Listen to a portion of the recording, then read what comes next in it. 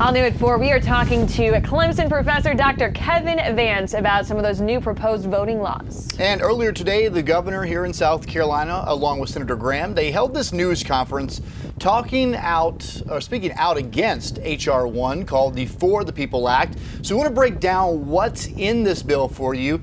So Dr. Vance, first, thanks so much for being with us. And can you explain what is outlined in this legislation?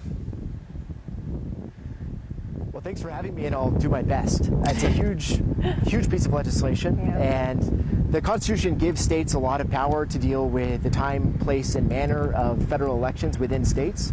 But the federal government, under the Constitution, does have a supervisory role over the time, place, and manner of elections. And so H.R.1 would be an example of the federal government expanding its control over state election, time, place, and manner restrictions, and it would make things more uniform from state to state.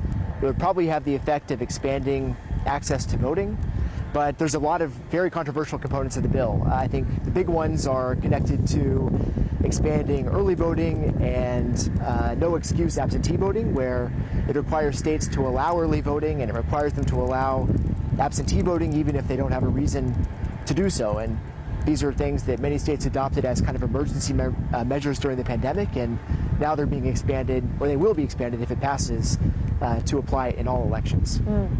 Well, as we know, there has been a lot of back and forth about what's in this bill. Can you break down some of those goals? Why are we hearing people say this is actually an example of voter suppression in some instances? Well, the Georgia law is being praised by the governor as making voting easier and making it harder to cheat, he says. But Democrats say that it will have disproportionate effects on minority voting. And so for that reason, they think it'll suppress votes. And one example of that is its mail-in ballot measures, where previously in the 2020 election, mail-in ballots were matched to signatures. And so this created all kinds of problems, as some of your viewers may remember, during the controversies over the 2020 election. But the new requirement is that the voter ballot has to be matched to a state ID. And so it reduces the problem of discretion of county officials throwing out ballots for signature mismatches, but it also involves all the same controversies that come with voter ID laws.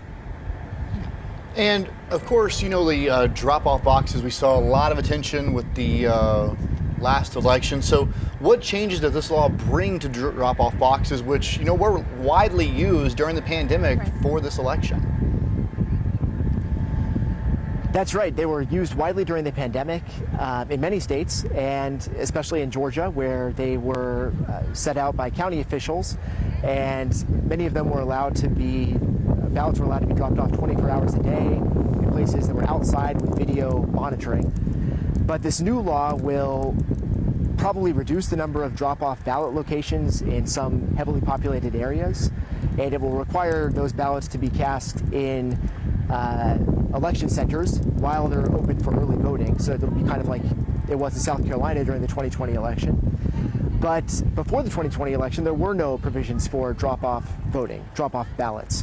And so if you compare it to what happened before 2020, then it's expanding access to drop-off voting. But if you compare it to 2020, then it's restricting it a little bit. Now, this is one criticism that we want to talk about right now, how this bill prevents people who are actually waiting to vote at a polling location in line from receiving maybe some food or water. And I know this can be confusing to a lot of people because this is actually something that already is not allowed from a third party. So can you explain a little bit more of this restriction and what that means? Sure. So it sounds horrible. And as you say, Georgia law already prevents third parties from electioneering in line by offering various goods to people who are about to vote. And the Secretary of State of Georgia, Raffensperger, in early January, just before the Senate runoff in Georgia, issued an interpretation of this law that included food and drink as part of this restriction. And so what this new law will do is it'll codify the Secretary of State's interpretation of the previous law, and also it'll make it a little bit easier for election officials to enforce, because they don't have to determine what the specific intent is of the person distributing food and water. But it probably should also be said that the new law also allows county election officials to set up self-service water stations where they expect there to be long voting lines. And Dr. Vance, is there any sign that this law will be challenged in the courts, like the way in which the heartbeat bill here in South Carolina was facing a court battle and still is? Yeah, no, I think it's quite likely that it'll receive some challenges in the federal courts. Right now, the Supreme Court is determining whether an Arizona law passed several years ago violates the Voting Rights Act because of disproportionately suppressing minority votes. And based on oral argument, it seems like the Supreme Court is going to side with the Arizona Republican Party instead of the Democratic Party on that particular bill. And so that suggests that probably the Supreme Court would be unlikely to overturn at least most measures of this Georgia law. Is this something we could see happen in South Carolina? Certainly. States have full power to control the time, manner, and place of federal elections. Again, as long as something like H.R.1 doesn't pass, in which case the federal government would then be setting its own standards. Well, we're going to switch topics here real quick. We're talking about Governor McMaster, and he says he's opposed to vaccine passports. We talked about it for the last several days. Can you explain what a vaccine passport would look like? Well, it's kind of hard to predict because we don't know exactly what it would look like here, but I know in Israel it takes the form of kind of a phone app where it'll show whether you've been fully vaccinated or if you've had a negative COVID test recently or if you've recently had the disease. In America, we know that the federal government, the Biden administration, has already suggested that it doesn't want to go this route. It doesn't want to have a kind of federal coordination of a vaccine passport system. And so that leaves the door open, I think, to states and to private corporations to design their own systems if they think it's wise to do so.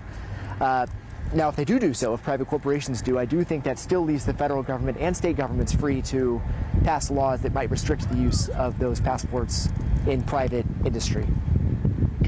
Now, would states actually have the option to opt out if we had to have these passport regulations?